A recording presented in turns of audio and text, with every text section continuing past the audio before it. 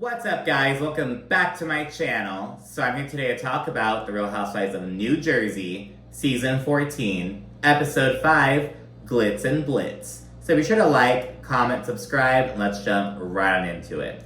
So in this episode, there are a few kind of developments I feel came about. So again, I feel like Rachel and Danielle are really proving their worth as solid additions to the cast.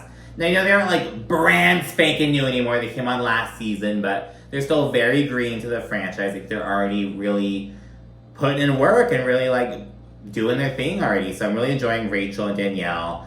Teresa's dumbass is getting fed up with both of them, which is interesting because Rachel's always been kind of a sore spot with Teresa because Rachel's been aligned with Melissa, Margaret, Jackie. Whereas Danielle Cabral, she came on through Teresa. It's been her, Jennifer Aiden, and Teresa. But now we're starting to see some of that rift. Jennifer Aiden is trying to act all fucking innocent and wash her hands of the bullshit she pulled for Teresa last season. So yeah, it's really interesting. Jackie Goldschneider, so in the last episode, the last review, I mentioned, she's starting to stand on business, to hold her own, stand up for herself. And I do think it's still true.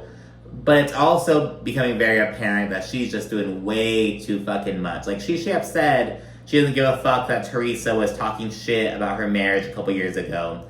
And it's really, Jackie? Because I recall you being, the stress from that situation specifically, you mentioned that caused you to regress in your eating disorder, and that's kind of why you aren't a full-timer anymore. And now you're going to say, oh, I don't give a fuck about that, I don't give a fuck, it's whatever. It's very weird. It's you can stand up for yourself in your friendship with Margaret, but it's you're just bending over for Teresa. It's just fucking crazy. I also think that Dolores is just being kind of a fucking pussy, going for self-preservation. She did it last season as well at the reunion. She knows what Teresa and Louis are capable of, and that's why she doesn't go against them. You know what I mean? It's very odd. I think that with Margaret, so she's talked about how, Jan, her ex-husband, passed away a year ago, and she's still grieving the loss. Her current husband, Joe Benigno, is, helping her through it. But she upset in this episode that, Jan made her marriage better. It made it complete. Because I feel she still leaned on him emotionally while being with this other dude. And she just didn't really resolve. I don't fucking know. It's getting kind of weird, though. But yeah, I was kind of oh my god, this was a really good episode, I feel. But the other side of that is, it just reminds you how shitty it is that, we already know there's going to be no reunion, Maybe it'll make more sense as the season continues. Shit, do we even really need a fucking reunion? You know what I mean?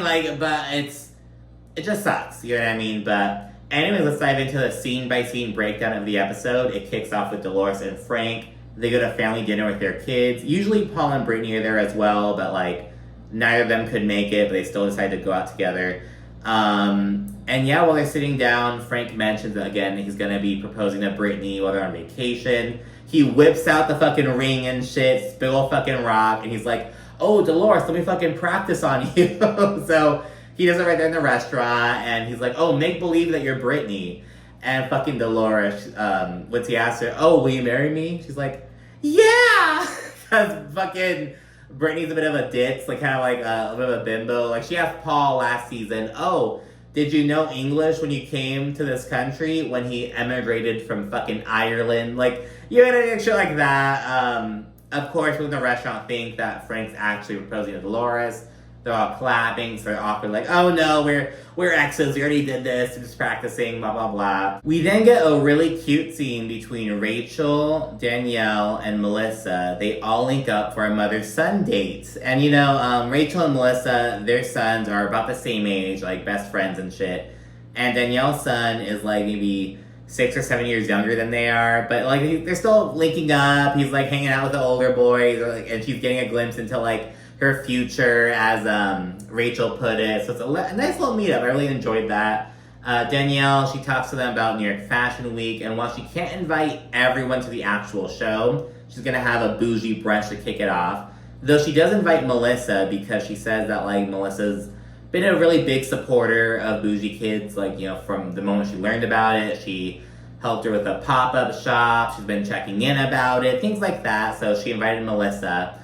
I don't remember if she invited Rachel, but she for sure invited Melissa. And speaking of Melissa, she touches on the tension that kind of bubbled up when she and Joe Gorga walked into the locker room and it was just Teresa and Louie. So yeah, she touches on that, but she mentions, I still had my son go up to his aunt and give her a hug. It was Teresa did not give a fuck. While on the subject of family tension and whatnot, Danielle shares that she hasn't spoken to her dad in a year. So, and this catches Rachel by surprise. She's like, what, really? Because they were pretty close last year. And Melissa, I have some mixed feelings about this. So Melissa was like, oh my gosh, you have to make up with him because it made me think of my dad, and I wish that I had my dad, because Melissa's dad passed away when she was 17 or something. And it's kind of like, okay, I get it, but it's also like, it's like, oh, someone's complaining about their teenage son being an asshole to them. Then someone's like, oh, I wish I had a teenage son to be an asshole to me. It's like, oh, it's like, okay, I get it, but it's like, let me have this fucking moment. I don't know. I have some mixed feelings about that. It's kind of like, I get what you're saying, Melissa, but we're not talking about that. I don't fucking know. I have some mixed feelings about that. I'm just being perfectly honest. Melissa acknowledges, Danielle, I understand you're upset, but you still put down your guard with your dad and move on with him. And so they kind of touch on that a little bit. We then move on to Jennifer and Teresa, the night before a facial at Bill Aiden's practice. We see Jennifer chatting with two of the receptionists or whatever. You can tell I don't fucking like her. They think she's fucking annoying, I bet. Just by the look on their faces and whatnot, you can tell they do not fuck with Jennifer. But during their treatment, Jennifer tells Teresa a bit about the argument that broke out between Margaret and Jackie in the locker room, because Teresa wasn't there yet. So yeah, touch on that, and Teresa says, hopefully Jackie's seeing the real Margaret. Then Teresa actually calls Jackie, and so they check up on her. And Jackie's like, oh, that's so sweet. And, I really would love to vent, but, it'd just be so awful for me to talk to you guys about Margaret. So she acknowledges that. Then she fucking does it anyways. And it's like, that's fucking worse. It's one thing to just, fucking say shit, but you're recognizing that is kind of, something shitty to do, I guess, but you're still doing it. It's like, what the fuck, Jackie? Girl. And Jackie says that she just feels like she's a low priority for Margaret. She also says that she's just not in a people-pleasing kind of space with anybody. It's like, well, except for Teresa, but whatever. And in the confessional, Jackie acknowledges, I'm not dumb. I know what Teresa and Jennifer are doing. But she says she isn't gonna fuel their fire, but she likes, their concern for her. Their fake, Jackie is a fucking, an outcast 12-year-old girl on the playground, trying to fucking, navigate these, get in with the cool girl. It's very, very weird. After the call, Teresa's like, oh, Jackie's so cool. I'm gonna refollow her on Instagram. She does. She likes some of her pictures, except for one with Margaret Josephs in it. So that happens. Then we get a little cross scene with Margaret. She's at home with Joe Benigno and Marge Sr. She actually gives an update. So Margaret Sr., she had an esophagus issue. Another fucking esophagus issue on Real Housewives. She does that. She's kind of staying with her for a couple days as she recovers from a surgery. After giving a little update, she begins venting about her situation with Jackie that erupted at the charity baseball game.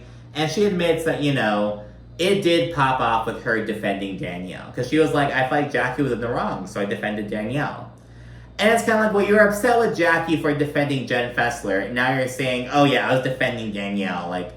Girl, what the fuck? It's just so odd. I don't get the dynamics of this friendship right now, And kind of touching on Jackie saying she feels like a low priority for Margaret. Margaret's like, it takes a friend to be a friend. If you want to get invited to places, you want to be included, you have to include people. You have to invite people. So, I don't know. It sounds like maybe Jackie stopped putting as much effort in the friendship, so Margaret kind of is reciprocating, and that's kind of off-putting to Jackie. I'm not totally sure. She says that Jackie doesn't call or check in. In fact, she was like, oh, did you post about the anniversary of Jan's passing? And Margaret's like, no. if you were my real friend and you were like actually talking with me, you would have known that was coming up. You would have known this was something I was dealing with. But you didn't for a reason. So it's kind of speaking of the tension between them. And these are things that like friends should be able to talk about. You know what I mean? Like, oh, I don't feel supported by you. Oh, I don't feel like we're spending enough time. Like, you know what I mean? You can talk about these things, but it's turning into this like nastiness with Jackie switching sides with Teresa. Like all this weirdness going on. Anyways, Danielle then has Teresa over to her house and she vents about all the stress that she's under with New York Fashion Week. She's actually going to be closing out the show, so she's like freaking out basically. And Danielle shows Teresa some of the items that she has ready for the show. And as Teresa's checking some of them out, she's like, oh, this is like nice, it's basic. Like it's a positive. And Danielle's like, oh my God, you called it basic. She like fake faints and shit. And Teresa's like, no, like, so the thing is, basic as an adjective and basics as a noun are two very different things. You know what I mean? He's like, basics are important. Like underwear, fucking undershirts, like solid, like those are basics, essentials, everyday items. If something is basic, it's kind of like, oh, it's unremarkable. So it's like a word mix up, but of course, Teresa's like, she's in fashion. She should understand this terminology. Bitch, you should use the terminology correctly. And later in this episode, Teresa said something about Margaret being the root of all evil. I'm like, it's the root of all evil, you fucking dingbat bitch. Like, oh my God, Teresa's just so fucking dumb. But anyways, after chit-chatting about the show and whatnot, Danielle shares that Margaret told her that according to Jen Fessler, Jennifer Aydin was making fun of Danielle at the birthday party. So it's kind of this telephone type thing. But Danielle does ask Teresa about it, and Teresa plays dumb, and she's like, oh, you should ask Jennifer Aydin about that, blah, blah, blah. And then Danielle mentions that she's kind of suspicious of Jennifer, considering what happened last season. How Jennifer gave Danielle this information, and without telling Danielle that Melissa already knew this information, to kind of like set Danielle up, essentially. And, you know, it's kind of clear that Teresa's on Danielle's side. She's like, oh, you have to talk to her about that. But, I mean, you didn't have to say anything. Like, just because Jennifer told you something didn't mean that you had to repeat it. Just kind of like, I think that Teresa's interactions with Danielle in this episode really signal that, yes, Teresa and Jennifer Aydin did take advantage of Danielle. The next scene is Melissa and Jennifer Aydin meeting up for lunch. And right off the bat, Jennifer is trying to play all fucking innocent about their bullshit. Regarding like, oh, why did you tell Danielle about the rumor and you knew that I already knew about it? Jennifer's like, oh, well, you know, Danielle was just like pressuring me to say something, blah, blah, blah. Like just putting it all on Danielle, threw her under the fucking bus.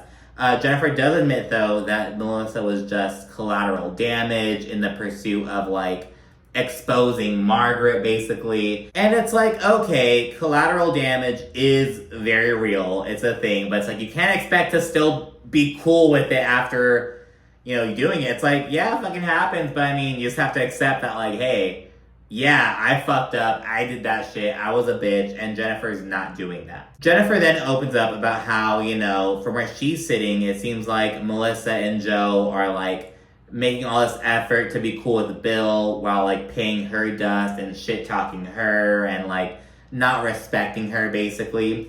And, you know, ultimately they agree to, like, work on their friendship, though Jennifer Aydin's kind of apprehensive about Joe Gorga. And it's because, you know, allegedly, Joe Gorga, like, fucking got in Jennifer's face at BravoCon, yada, yada, yada. And it's kind of like, okay, well, if that is true, and if you do feel so uncomfortable around Joe Gorga, why is Bill still fucking being so friendly? And I think that's probably why Jennifer's so pissed off. And I will give her that. You know what I mean? If you do have that deep-seated ass resentment for him, I think Bill should kind of back her up on that a little bit. Like, if he fucking ran up on your wife and, like, was talking shit. And remember, last season, Joe Gorga also said some shit about Jennifer Aydin, like, not being a good person. You can't be cool with him if he's saying that shit about your wife. You know what I mean? So I do think that Bill would be acting a bit of a pussy. Jennifer Aydin might be kind of annoying, like, in, like, oh, Bill, blah, blah. But it's like, he should be backing her up a bit. Like, if that is the situation, like, you know? We then see a scene of Margaret with Jen Fessler and Melissa, and Margaret starts by reflecting on how Jan made her marriage better and complete, and it's like, this is getting weird. Like, your ex-husband made your current marriage complete? Like, what is this throuple at? Like, I don't really get it. Then Margaret says that Jackie acted like a royal see you next Tuesday, and she notes that, Jackie's prioritizing friendships with people who don't give a fuck about her at the end of the day, and I agree with that. And of course, Melissa mentions her sit-down Jennifer Aiden. She says that she threw Danielle under the bus, but, they're gonna try to move forward. But it's now time for the bougie brunch. There is immediate awkwardness between Teresa and Melissa, because everyone's there except for Margaret and Jen Fessler. We even have a couple of Danielle's friends kind of like fill in some extra space, so everyone's there. We don't see any interactions between Melissa and Teresa, but it's awkward. Dolores tells the group about Frank's proposal practice. They all fucking laugh about it. It makes everyone fucking crack up. She also discusses the situation with Paul. So, Dolores has her house, and she put a lot of work into it. Currently, her 2 kids live there with, 6 fucking dogs. And Dolores is over with Paul in his beautiful townhouse, but it's not hers. So, she's kind of talking about dealing with that, and she says, oh, God threw me a curveball with Paul. Now I have to kind of figure out what we're going to do. And it's just do you even want to get married with him? Do you even want to buy a house with this man? This man who isn't even fucking giving you the courtesy of divorcing his ex-wife, really? And as the conversation continues, Jennifer Aiden's dog party comes up. And Danielle sees the opportunity, and she's like, hey, I heard that you invited someone who shit-talked me at your party. And they're then like, yeah, it was Lena, the hairdresser. She said that you, kicked her out of VIP or whatever the fuck. And Danielle's like, yeah, I had her kicked out because who the fuck is she? Who is she? She doubles down on that shit. And I respect Danielle for that. Yeah, I did that shit. I don't know who the fuck she is. She's your friend or whatever, but, I don't know her. Why is she singing VIP at my event? And after doubling down, she says that Teresa and Jennifer should have stuck up for her.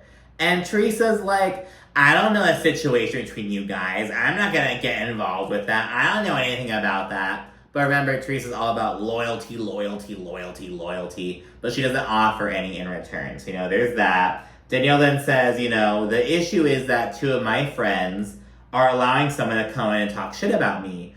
Rather than being like, oh, that doesn't sound like Danielle. I'm sure it must be a misunderstanding, yada, yada, yada, just like I've done for them. But it's also kind of well, it sounds like there wasn't a misunderstanding. You wanted the bitch booted, so you had her booted. But she feels like they just didn't stick up for her. And remember, Jennifer Aiden even admitted that, oh, I invited Lena to, air out this dirty laundry about Danielle. Things have been festering with Danielle that the entire group isn't privy to. And that's the thing, Jennifer Aiden is trying to act all fucking innocent, and that's why she's gonna get her ass whooped later this season. Just fucking wait. There's then some discussion about how Jennifer Aiden was imitating Danielle at the party, but Jennifer's like, oh, it was just in a storytelling kind of way. It wasn't trying to mock you, yada, yada, yada. And then Danielle also mentions that, I'm kind of side-eyeing you because, of what happened last year. And then she straight up asked Jennifer and Teresa if they set her up. And Jennifer is like, no, I didn't. I understand how it could seem that way, but I promise you I did not.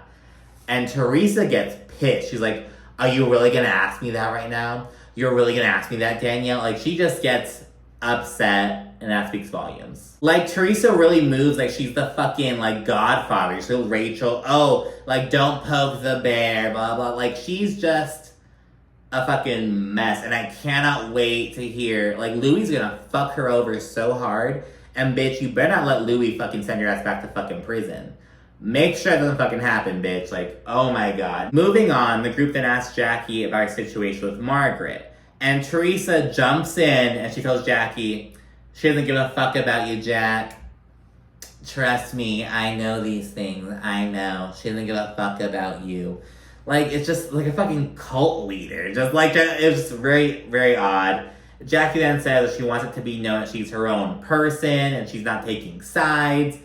I think that maybe the fucking, like, fan commentary, like, really got to Jackie. Like, she's heard too many people being like, oh, Margaret and Melissa have Jackie under their fucking thumb. It's like, I don't fucking know if that's just, like, Jackie internalized that shit. I don't know if self-preservation is trying to, like, I don't know, but something's going on.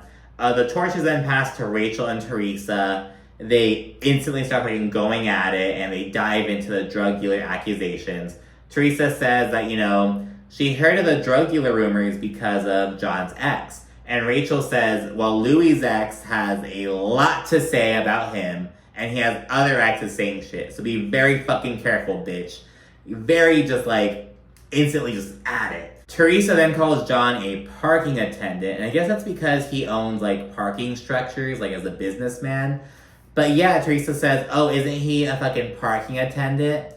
Maybe a drug dealer would be better. Like, whoa, stop the presses. Teresa Giudice is shit-talking a legal profession because used to scammers. Wow. And yeah, fucking Rachel pops off. She says, my husband has built a life for himself and his family. What the fuck have you done, you stupid bitch?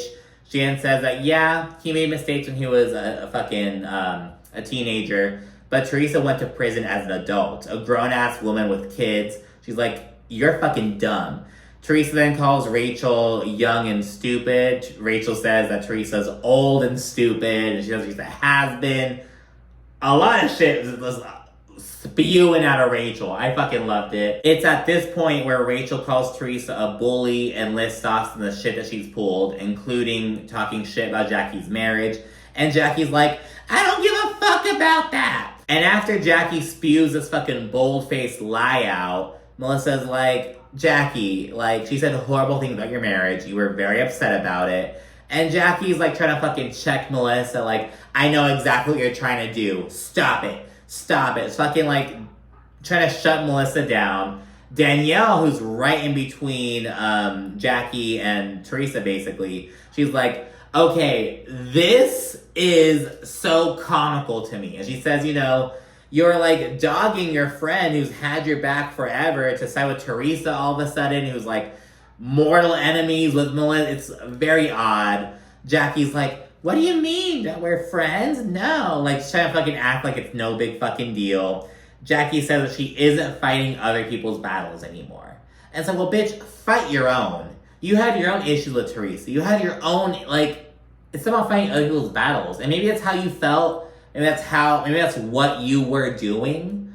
But it's like, it's not about that shit. If you put yourself in a situation, bitch, that's on you. That's some weak ass shit. But it's like, now you're fucking burning everything around you, sending with other people who don't give a fuck about you, like, in response to you fucking up. I don't know. It's very odd. At that point, Teresa decides to leave early. She's like, my daughter has a volleyball game. I'm out of here. She heads out. Afterward, Dolores tells Rachel, you are gonna catch Teresa's wrath. And she says, I'd sleep with one eye open, blah, blah, blah. But Rachel brushes shit off. She's like, Teresa is incompetent and emotionally stupid, blah, blah, blah. And it's like, Rachel is going toe-to-toe with Teresa. She's over her bullshit. I also think it's hilarious that Dolores is like, ooh, you're gonna catch Teresa's wrath. You don't wanna fuck with her. It's like, is that why you didn't stick up for your son at the reunion last season? When it came to, like, the issue with Louis and everything, like, is that why you brushed it under the rug? Because at the reunion, Frank Catania was pissed off, and Dolores was like, no, let's drop it, it's no big deal, whatever. So I don't know, it's like, it seems like Dolores is scared of Teresa and Louis, so I don't know. Maybe she should be, I don't know. But anyways, that's it for this episode. Let me know what you think down in the comment section. You should also like and subscribe, and of course, stay tuned for more. Thanks for watching. Bye.